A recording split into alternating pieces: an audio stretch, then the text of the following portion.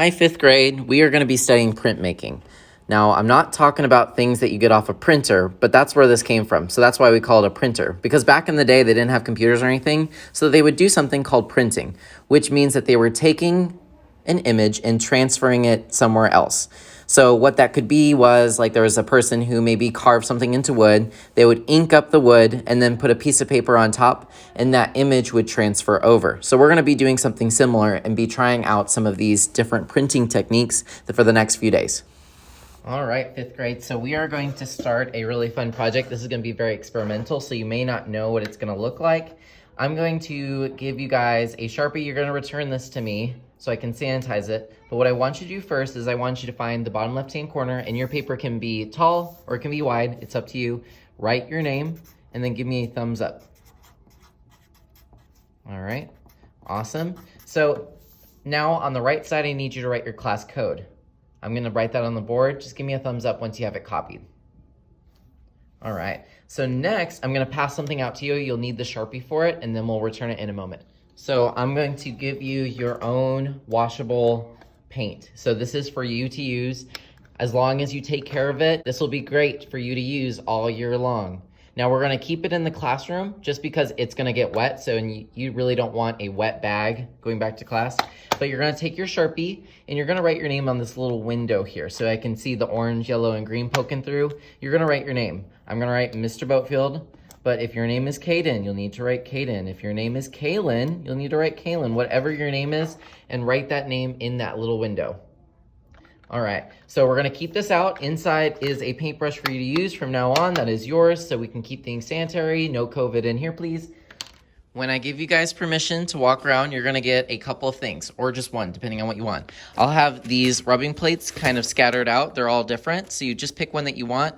You'll probably see them kind of like this. Please don't touch it unless you really plan on using it. I don't mind if you take a couple with you, just don't hog them all. I also have some leaves that you can choose from, and I'm gonna show you how we can use these as a print.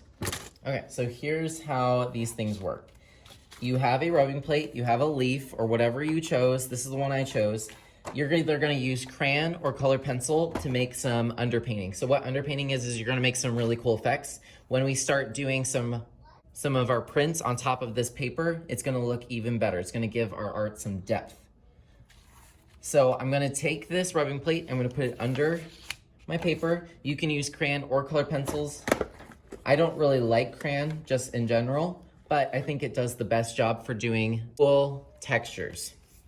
If you hold your crayon or color pencil like a wand, you can cover far more area faster.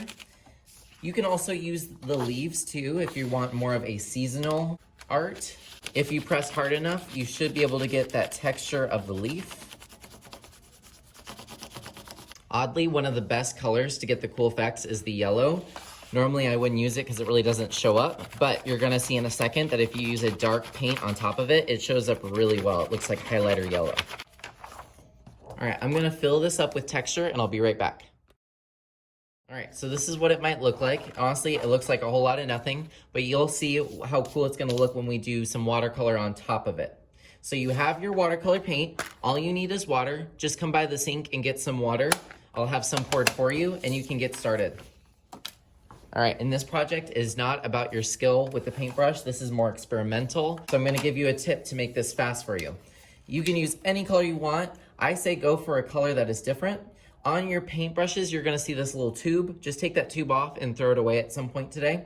Then you're gonna put your paintbrush in the water.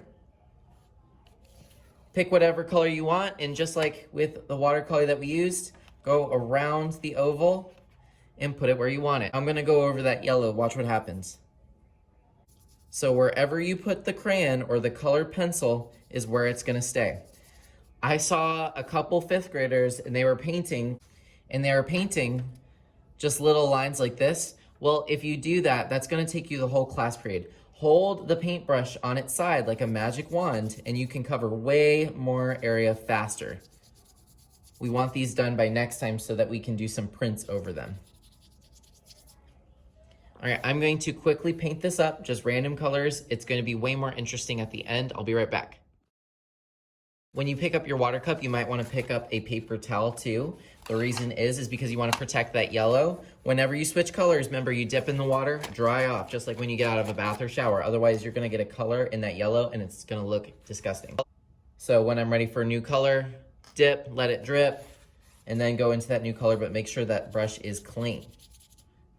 This is your paint. If you ruin it, it's ruined for life. I'm not giving you another one. If you take good care of this, this is something that you can keep at the end of the year. We'll have a day where we can take all of our art and our art supplies home with us. Now, getting y'all paint was expensive, but I think that y'all deserve it. You're in 5th grade, so not every grade is gonna get their own paint palette. The best way to say thank you to me and show me that you're appreciative of this supply that I'm giving you is just to use it well. So if I give you something, use it. Use up that color, fill up this paper with watercolor, make it interesting and cool. You don't have to spend a whole lot of time on this. Like I said, if you use my trick of just holding it like a wand, you'll probably be done in like 10 minutes.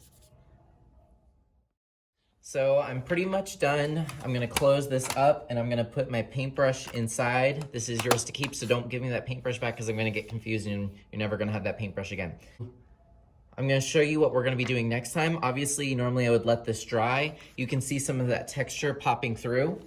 We are going to be creating our own shapes next time out of some cardstock paper and then taking our ink, which is actually just temper paint, and going on top of the shape. So I'm gonna do one real quick. So you'd hold it and basically push the ink around it until you get that shape. And when you lift it up, you should see the shape there. What I like about this is you'll be able to choose your own color, so you don't have to do this deep dark black like I'm doing. You could do something a little bit more interesting, like a purple or a blue. But when you lift this up, it's gonna give it like a spray paint effect. You'll see that shape. So you could think about making your shape a circle, triangle, and have that repeated, but it's gonna make this really interesting texture, and then wherever you put that shape, you're gonna have that painted paper poking through, so it'll be more interesting. So that's what we'll be doing next time. So remember, you're taking that texture, whether it be leaves, the rubbings, use a crayon or colored pencils to get that texture, painting on top of it. So let's talk about cleanup. Please place it on the bottom, not the top. Color tray is yours, but it is wet and it's not a good idea to put it in your bag unless you want like a stinky wet bag that's moldy. That would be disgusting. But you are going to put it in a box just for this class. So for instance, this is Tuesday's 5th grade. This will be on the counter. Just place it in here. And then your water cup just goes in the sink. Remember, don't put your paintbrush in it because your paintbrush should be in the tray. And then at the very end, I'll cover this up, let these dry, and we can use them some other time. Now, this is super important when you're done with your rubbing plate and your leaf. If you decide to use one, don't put them back in the box. I need to make sure that they're sanitized and leave them out for a few days so there's no germs. So just place any used materials in the 5th grade tub, which I'll have here, and that note. And what that does is it tells me that there's 5th grade supplies that need to be sanitized so I can put them back in their respective boxes. We won't have Chromebooks today, but if you are done, you can use a wet wipe and clean your table. And after that, feel free to free draw or just chill for a little bit. Have a wonderful day.